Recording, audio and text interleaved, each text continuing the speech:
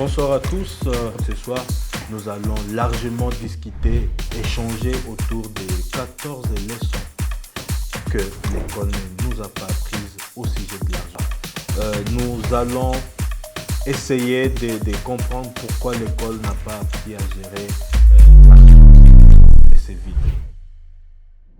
Nous voulons aborder avec vous ces sujets et nous espérons exactement qu'il pourra rencontrer les attentes de plusieurs. C'est le premier objectif que nous nous sommes fixés ce soir. Le deuxième objectif, c'est de pouvoir vous rappeler qu'il ne suffit pas absolument d'avoir un bon revenu pour construire de la richesse. Il sera question de poser les premières bases solides pour viser une vraie liberté financière sur le long terme. C'est effectivement autour de cela que nous parlons chaque jour dans nos digital classes et c'est vraiment un thème qui veut à nouveau nous recadrer. Et le recadrage encore aujourd'hui, c'est de vous rappeler que ce n'est toujours pas l'argent le principal problème. Ce n'est pas la quantité de combien tu gagnes qui fait le problème. Mais le vrai problème, il s'agit de l'absence de l'éducation financière. Il s'agit du système de gestion. Il s'agit de la discipline et de la vision. Ce sont des choses qui manquent à la plupart d'entre nous et qui font que plusieurs se retrouvent dans la médiocrité. Très peu acceptent de prendre ce courage. Très peu se limitent à engager des actions qui les encouragent à prendre à l'éducation financière. Donc, il est très important de pouvoir acquérir de l'éducation financière, de pouvoir mettre en place un système de gestion, de pouvoir être discipliné et d'élaborer une vision sur le long terme pour pouvoir sortir de la médiocrité, de la misère, de la pauvreté indescriptible. Sans tarder, nous allons parler de la première leçon. La première leçon que l'école ne nous a pas apprise au sujet de l'argent. La première leçon, c'est que l'argent est un outil pour acheter du temps et de la liberté. Voilà pourquoi vous allez trouver des gens qui vous diront non, moi je ne peux rien faire parce que je n'ai pas de l'argent. Il oublie que l'argent c'est juste un outil. Et puis un outil pour acheter du temps et la liberté. Parce que les salaires, en réalité autrement, c'est la contrepartie que votre employeur vous donne contre votre temps. C'est l'échange de votre temps, de votre liberté. Mais lorsque vous comprenez que vous devez cesser d'échanger votre temps et votre liberté contre de l'argent, alors là, ça commence à changer dans votre mindset. Là, vous commencez à vous aligner sur la voie de la révolution financière. Mais ce que nous sacrifions, c'est quoi? Ce que nous n'utilisons pas l'argent comme un outil pour racheter le temps et la liberté. Nous avons besoin de plus de temps et plus de liberté pour nous épanouir. Et donc, l'argent, c'est un outil pour acheter le temps et la liberté. Et ce soir, je voudrais que vous puissiez réaliser que l'argent, lorsque vous le gagnez, il ne sert pas seulement à être dépensé. Et c'est maintenant lorsqu'on commence à épargner et à investir que l'on commence à comprendre que l'argent est un outil et que donc il peut nous servir sur le long terme à pouvoir acheter du temps et de la liberté. Pourquoi vous avez besoin du temps et de la liberté? Parce que lorsque vous avez du temps et de la liberté, vous avez les ressources nécessaires qu'il faut et primordiales pour commencer à construire son indépendance financière. Et c'est aujourd'hui qu'il faut le faire. C'est aujourd'hui qu'il faut changer votre mindset sur l'argent. Changer votre perception vis-à-vis de l'argent. C'est déjà à partir d'aujourd'hui, vous considérez que l'argent, c'est un outil. D'abord, c'est un outil. Après, un outil qui a pour finalité de vous aider à racheter votre temps et la liberté, ça sera un très bon départ. L'argent, c'est une sémence. C'est une sémence qui nous permet de racheter notre temps. Parce que lorsque vous avez le temps, vous êtes capable de tout réaliser. Lorsque vous avez la liberté, vous êtes capable de tout réaliser, tous vos projets, toutes vos initiatives. L'argent sert surtout à être fructifié. Et le processus de sa fructification, je suis arrivé, passe notamment par l'épargne et ensuite par les investissements. Donc c'est très important de connaître cela et de pouvoir changer votre mindset, votre perception de l'argent. Parce que c'est ce déclic-là qui vous permettra de considérer votre argent comme une sémence. Et donc, cessons de considérer que l'argent, c'est juste un outil de dépenses, de loisirs, de récréation, mais c'est un outil qui a pour finalité de nous permettre à racheter le temps et notre liberté. La deuxième leçon que nous devons apprendre ce soir, c'est que l'argent nous permet de nous payer en premier et non pas en dernier. Et lors de la session passée, je nous ai encouragés à chaque fois que lorsque nous avons touché l'argent, nous avons gagné de l'argent, la chose à prioriser, c'est d'épargner. L'épargne, c'est notre rémunération. Lorsque vous gagnez de l'argent, vous déciderez de façon automatique, systématique, d'une mise à part de ce qui sera réservé comme épargne. Tous les revenus qui entrent, qui passent par vous, la première chose à faire, avant de dépenser, parce que comme vous le savez, les ressources sont limitées, mais les besoins sont illimités. Et donc si vous vous dites, en premier, je vais commencer par dépenser et après je vais revenir constater ce qui va rester pour épargner, au finish, vous n'épargnerez absolument rien. Et c'est pourquoi vous devez intégrer dans votre mindset, vous devez intégrer dans vos routines, dans vos habitudes financières, qu'il est obligatoire d'épargner. Mais quand? Avant de dépenser. Cela vous permettra de vous payer en premier parce que la richesse, c'est tout ce qui nous reste après qu'on ait tout dépensé. Donc c'est très important pour moi, pour vous, de considérer que la leçon que nous devons apprendre ce soir autour de l'argent, c'est qu'il faut se payer en premier lorsque vous gagnez de l'argent. Et donc, il faut prélever l'épargne à la réception du revenu. C'est votre paiement prioritaire. Et ça doit être systématique. Et donc, la chose à faire, c'est de pouvoir mettre en place un mécanisme automatique et régulier qui vous impose, qui vous contraint d'épargner.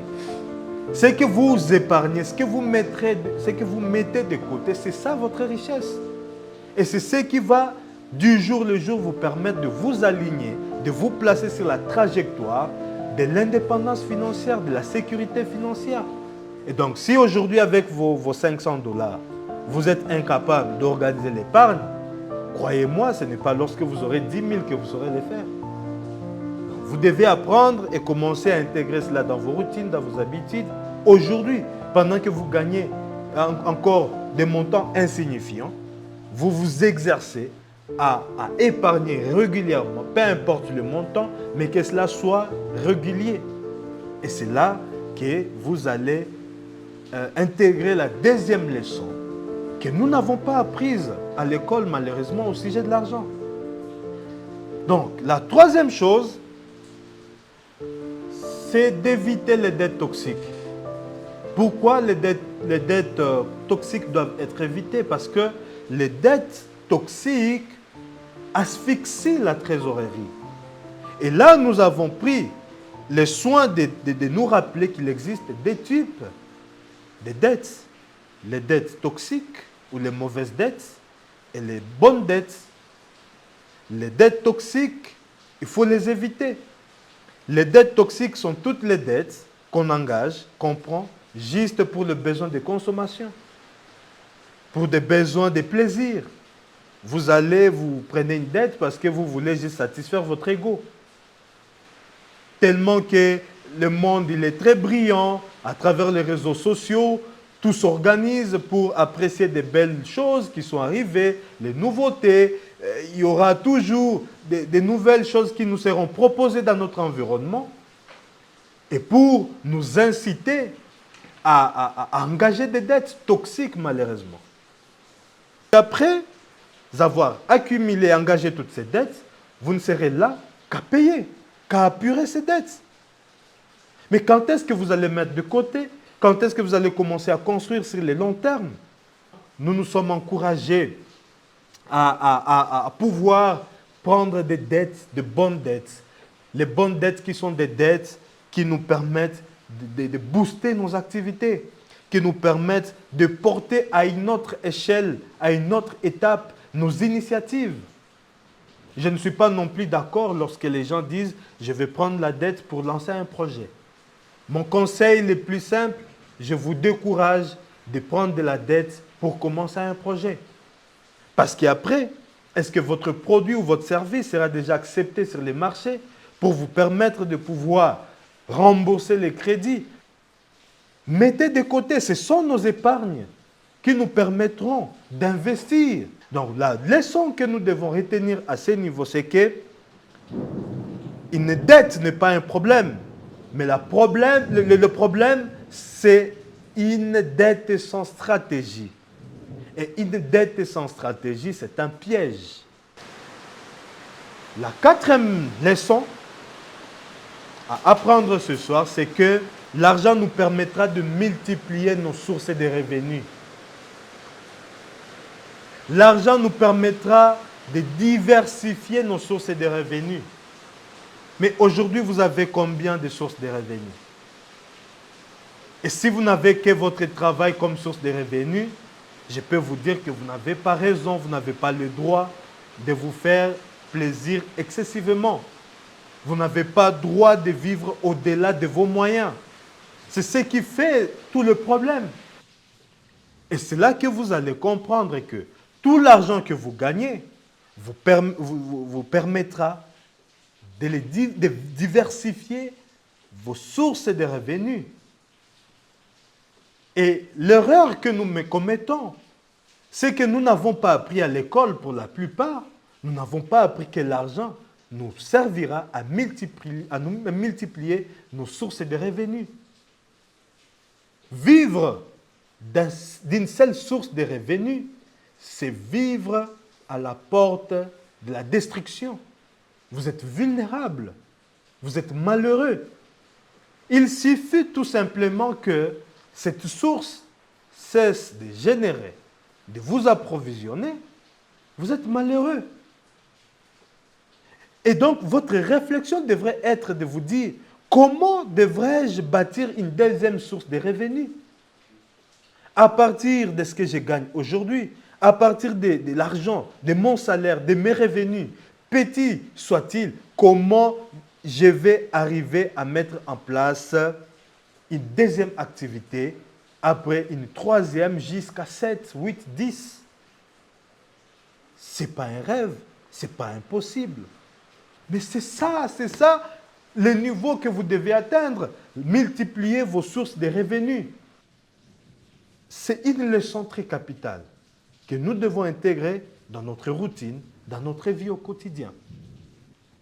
La cinquième leçon, c'est que le temps est l'actif le plus précieux. Ça j'aime et j'adore. Parce que beaucoup de gens pensent que c'est l'argent, la ressource la plus précieuse. Non. L'argent est important. L'argent, c'est un outil. Mais l'argent vient après le temps. Le temps, c'est l'actif le plus précieux que vous puissiez détenir. Le temps vous permet de réaliser vos rêves. Le temps vous permettra de vous réaliser vous-même personnellement. Le temps vous permettra de pouvoir bâtir pour des générations. Nous n'avons que 24 heures. Mais que faisons-nous de notre temps? Que faites-vous de votre temps? Comment vous gérez vos heures extra-professionnelles? Mais vous savez que le temps libre constitue une ressource impeccable, précieuse, pour constituer votre deuxième source de revenus. Votre travail constitue votre première source de revenus. Ça constitue le principal revenu. Parce qu'après, ça vous permet de couvrir les besoins, les charges, gagner un peu d'argent pour vous-même, faire de l'épargne. Mais après, vous avez besoin de plus d'argent.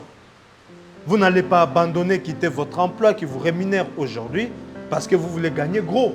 Non. Vous allez d'abord considérer le travail que vous avez aujourd'hui, mais aussi capitaliser vos temps libres.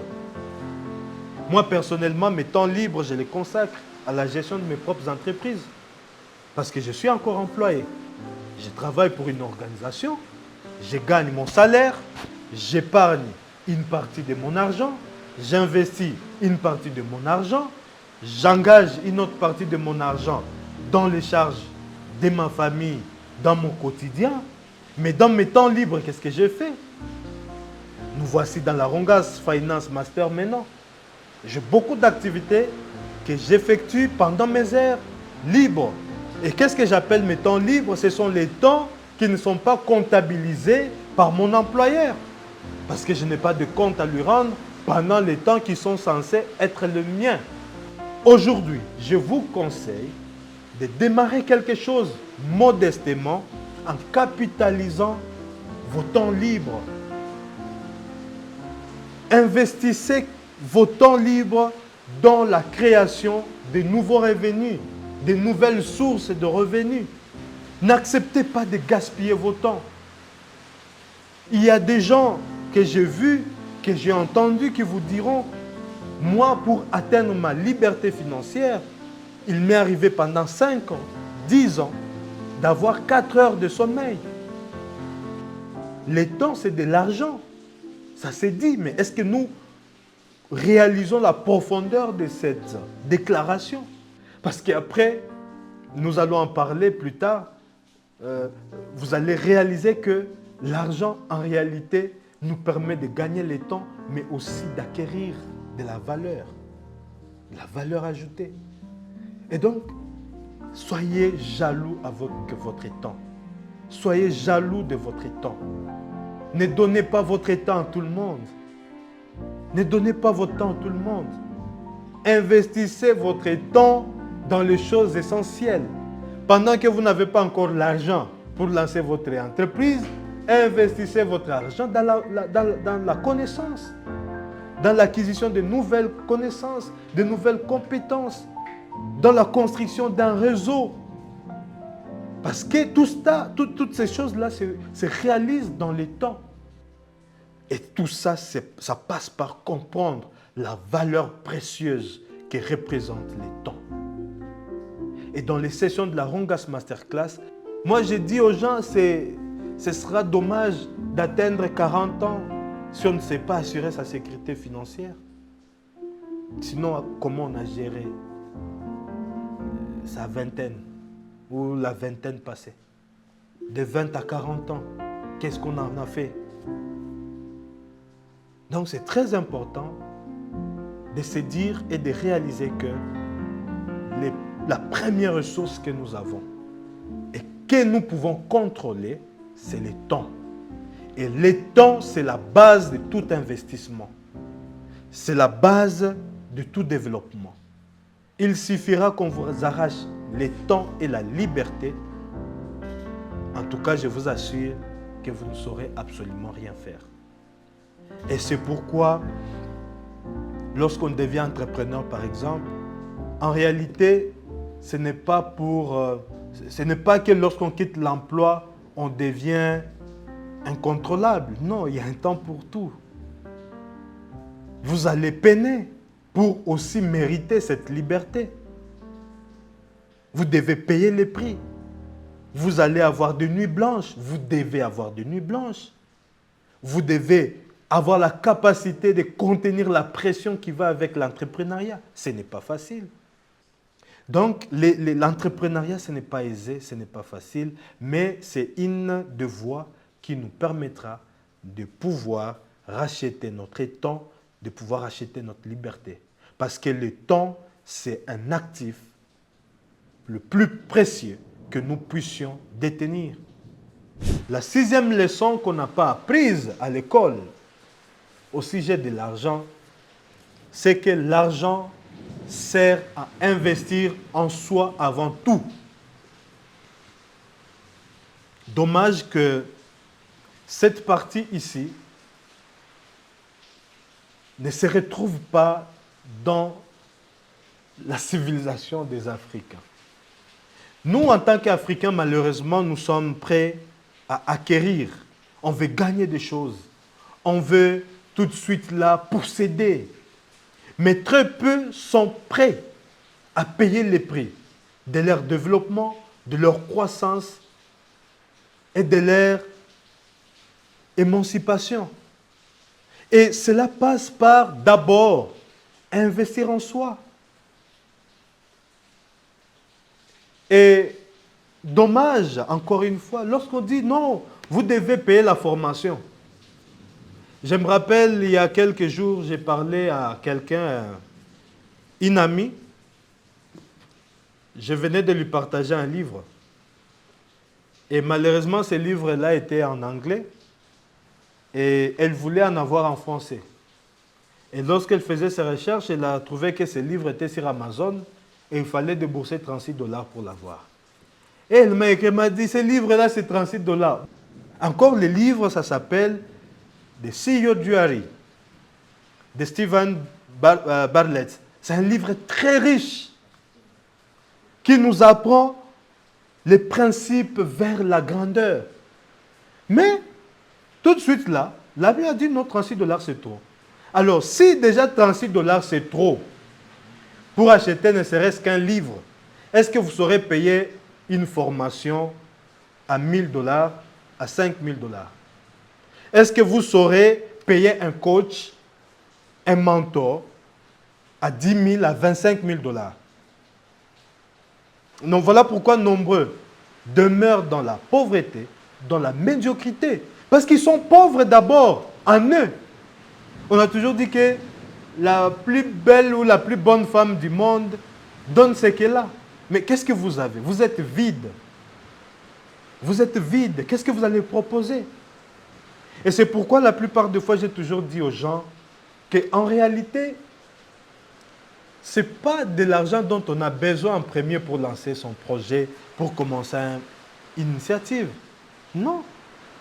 On a besoin des idées. On a besoin des compétences.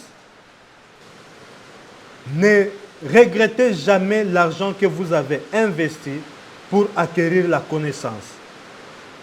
Moi, j'ai investi beaucoup d'argent, non seulement dans ma connaissance, donc l'acquisition de nouvelles compétences, mais aussi dans l'accompagnement. Cette année, je viens de prendre un engagement. Il faut que je vous le dise pour vous motiver. Cette année, je viens de prendre un engagement avec un coach personnel, mais à qui je vais payer pour cette année 25 000 $. Je sais que parmi vous, il y a des gens qui vont dire, mais 25 000 $ payés à un coach, ça sert à quoi? Mais moi, je connais l'importance de ce que je vais gagner lorsque je vais me faire accompagner par ces coachs.